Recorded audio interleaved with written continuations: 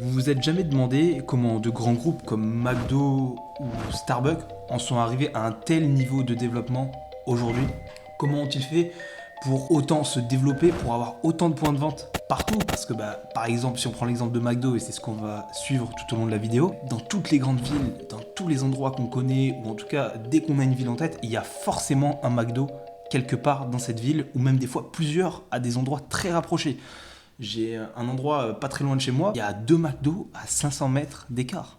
C'est dingue, je ne sais pas comment ils ont validé le concept parce qu'il y a des zones de chalandise à respecter, mais en tout cas il y a 2 McDo à moins de 500 mètres d'écart, ce qui est fou. Comment se fait-il que des personnes d'ailleurs soient même prêtes à investir plusieurs centaines de milliers d'euros pour ouvrir leur propre restaurant de ce genre de marque? Est-ce que ces gens, ils savent quelque chose que nous ne savons pas? Est-ce qu'on a manqué quelque chose, tout simplement? Est-ce qu'on a raté un épisode? Ou peut-être qu'ils sont fous, tout simplement. C'est ce que justement nous allons voir au cours de cette vidéo. Toutes les réponses à cette question résident dans un concept simple, c'est le concept de franchise. Bon, déjà, premièrement, une franchise, qu'est-ce que c'est? Une franchise, c'est une forme de contractualité qui va lier deux entrepreneurs, un franchisé et un franchiseur. Elle permet à l'un de fournir un concept clé en main dans un cadre légal. Ça va vraiment être ça, le contrat de franchise. C'est une contractualité. Elle permet à l'entrepreneur donc, qui rejoint le réseau de bénéficier d'un cadre clair pour pouvoir mener à bien ses investissements. L'énorme avantage qui va bénéficier au franchisé est de bénéficier immédiatement d'un panel de clients que le franchiseur a construit avec le temps. Et c'est la raison pour laquelle le franchisé décide d'exploiter par exemple une marque McDonald's. Quand vous ouvrez un McDonald's quelque part, les gens ne vous connaissent pas, mais ils connaissent l'enseigne et c'est pour cette raison qu'ils viennent dans votre restaurant. Le concept de franchise, il est aujourd'hui omniprésent.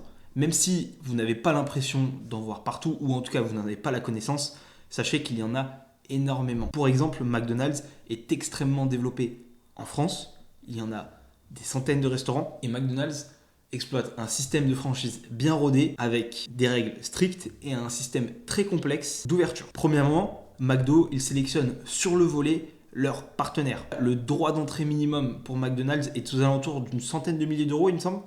Et surtout, l'investissement minimum demandé par McDonald's est de 300 000 euros personnels en apport liquide, c'est-à-dire que c'est même pas un crédit, c'est vous qui apportez 300 000 pour faire un crédit minimum de 1 million. Ça, c'est juste pour dire bonjour, j'ouvre mon restaurant McDonald's et ça va être ce qui va vous permettre d'acheter le matériel, les cuisines, ça va permettre d'acheter la com, tout ce qui est relatif à l'ouverture du restaurant. Derrière ça, McDo s'occupe d'acheter les murs, de construire le restaurant et il vous loue l'emplacement, c'est-à-dire que c'est eux qui achètent le terrain, qui construisent le restaurant et vous n'êtes pas propriétaire des murs, vous êtes propriétaire du fonds de commerce McDo mais vous n'êtes pas propriétaire des murs, c'est McDonald's qui va vous louer cet emplacement. Ça permet à McDo de réinvestir leurs bénéfices parce que c'est une entreprise rentable, ils construisent de l'immobilier, des murs pour leur restaurant et en plus de construire des murs pour leur restaurant et du coup de se servir du levier immobilier et surtout de la réserve de valeur qu'est l'immobilier, jusqu'à preuve du contraire c'est le cas, ils vont avoir le loyer de leur franchisé qui va en tomber tous les mois, en plus de plein d'autres choses qui dépendent de la franchise.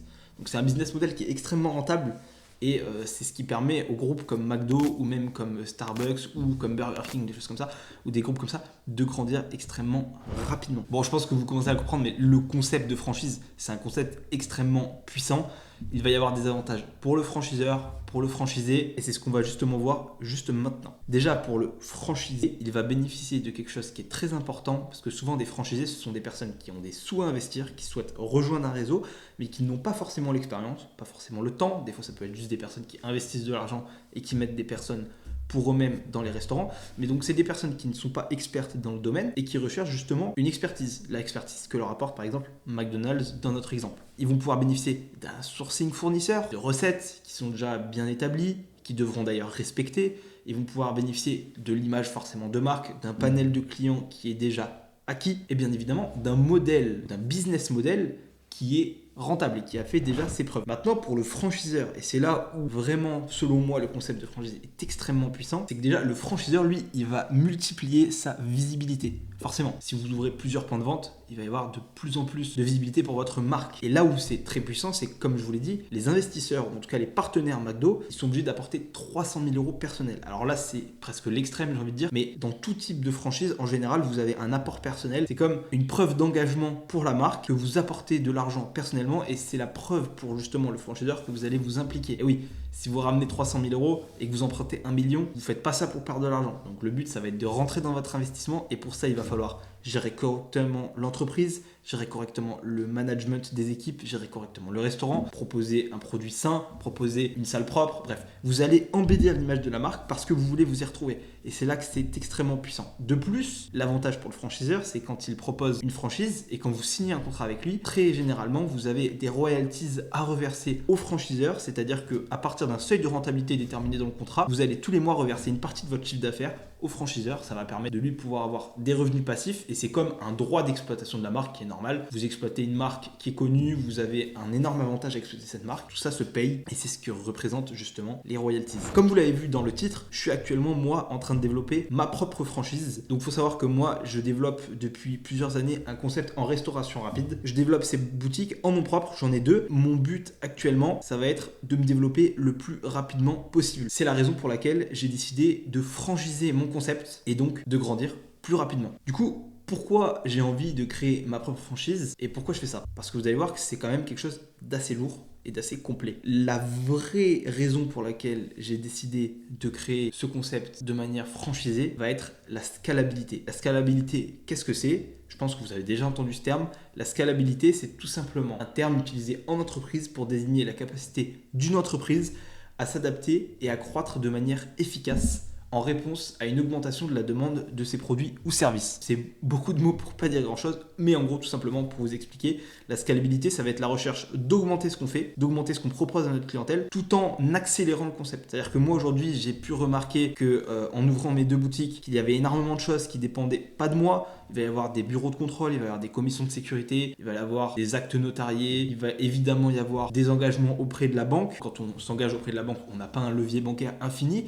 Et donc tout ça, ce sont des freins en développement qui peuvent être réglés par la franchise en s'associant avec des partenaires pour faire grandir le groupe et augmenter la visibilité de la marque. Bien évidemment, moi, la raison pour laquelle je cherche à franchiser ce concept, et c'est là aussi pour la raison pour laquelle en général une franchise est quelque chose de rentable, c'est que mon business model fait ses preuves, c'est actuellement rentable et j'imagine que justement je ne suis pas le seul à vouloir faire de l'argent et j'aimerais bien joindre à mon projet des investisseurs, des personnes motivées, des personnes voulant gagner de l'argent pour qu'on puisse justement gagner de l'argent ensemble. Ceci va augmenter ma visibilité, elle va me permettre à terme d'avoir plus de crédibilité aux yeux de mes fournisseurs, aux yeux de mes clients et bien évidemment comme je l'ai expliqué, le principe de franchise derrière, il y a une notion de royalties avec des revenus passifs et c'est aujourd'hui le but que je recherche, c'est que la marque et la valeur que j'ai créée me rapportent des revenus passifs. Le but, c'est à terme de ne plus s'embêter à ouvrir de points de vente en perso, car c'est quelque chose de très chronophage et qui est assez compliqué à gérer, mais c'est de bénéficier de revenus d'argent qui proviennent des franchisés et bien évidemment du développement de la marque. On va rentrer un petit peu plus dans le détail. Donc, comment créer une franchise? La franchise, comme j'ai dit, c'est une contractualité, donc il va y avoir une très grosse partie juridique. Si vous créez votre propre franchise, c'est vous qui allez décider de la contractualité et donc du contrat qui va vous lier avec vos partenaires. Donc, en général, ce qu'on fait et personnellement, ce que je suis en train de faire, c'est de se rapprocher d'un juriste qui va rédiger le contrat et pour le coup, c'est là où vous allez poser vos règles. Par exemple, on l'a vu avec McDo, 300 000 euros d'apport minimum personnel en cash. Donc, c'est des personnes qui ont quand même un petit peu d'argent de côté, 300 000 euros. C'est vous qui décidez de ça. On peut très bien fixer la barre à 50 000, fixer la barre à 0. Ça dépend de votre vision de la chose. Comme je l'ai dit, plus vous mettez des restrictions hautes, plus vous allez vous engager avec des personnes qui sont censées être motivées ou en tout cas plus sérieuses dans le travail. Il y a une limite très fine entre s'engager avec des personnes sérieuses et être trop restrictif. J'ai par exemple une anecdote avec une marque qui s'appelle Chatime, qui est toujours d'ailleurs en activité dans certains centres commerciaux. Et en gros, le master franchisé était beaucoup trop restrictif et la marque, par conséquent, était peu attirante. D'ailleurs, le master franchisé Chatime a lui-même, et ça c'est très malsain, mais a lui-même créé sa marque concurrente et s'est servi du carnet d'adresse de la marque principale pour développer sa marque à lui qui était beaucoup moins restrictive. Et là, pour le coup, c'était l'inverse complet. C'est-à-dire que tout le monde faisait tout et n'importe quoi. Il n'y avait même pas de direction artistique respectée. Les enseignes n'étaient même pas les mêmes en fonction des points de vente. C'était n'importe quoi. D'où l'intérêt du contrat de franchise. Le contrat, c'est vraiment la clé de la franchise. Maintenant, le contrat avec le juriste, c'est une chose. C'est d'ailleurs un assez gros poste de dépenses parce que ça coûte en général plusieurs dizaines de milliers d'euros en fonction de la complexité du contrat. Ça peut aussi atteindre plusieurs centaines de milliers d'euros, mais bon là, on n'est pas du tout sur ce type de contractualité. Donc il y a déjà le contrat avec le juriste qui est un énorme poste de dépenses. Et après, il y a aussi le côté dépose de marque avec la dépose de la marque à l'INPI. Donc ça coûte 2000 euros pour 10 ans. C'est ce qui va protéger votre marque et le nom commercial que vous exploitez va être interdit d'être exploité à des fins commerciales ailleurs que chez vous.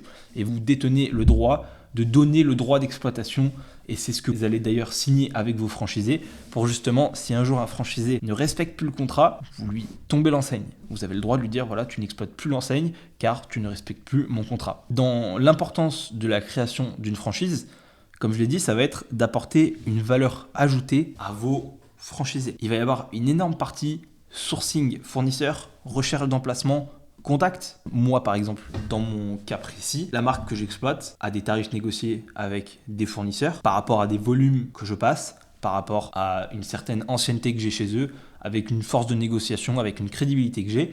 Et c'est justement ce que vont rechercher les franchisés qui vont rejoindre le réseau, c'est de bénéficier immédiatement. S'ils se lançaient eux, ils pourraient par exemple tomber sur des personnes malhonnêtes ou sur des fournisseurs de mauvaise qualité ou des choses comme ça. Là, en passant par la franchise, ils ont la certitude que les fournisseurs et le sourcing qu'ils vont recevoir ont un tarif correct et surtout une qualité optimale. En tout cas, c'est quelque chose qui a déjà fait ses preuves. Un autre point très important qu'un franchisé va rechercher en rejoignant un réseau, ça va être un carnet d'adresses, un carnet de contacts chez certains bailleurs, chez certains commerciaux, car le nerf de la guerre aujourd'hui, c'est l'emplacement. Vous pouvez avoir un très bon business si vous êtes dans un trou à rats où il n'y a pas de passage, vous ne ferez pas de chiffre d'affaires.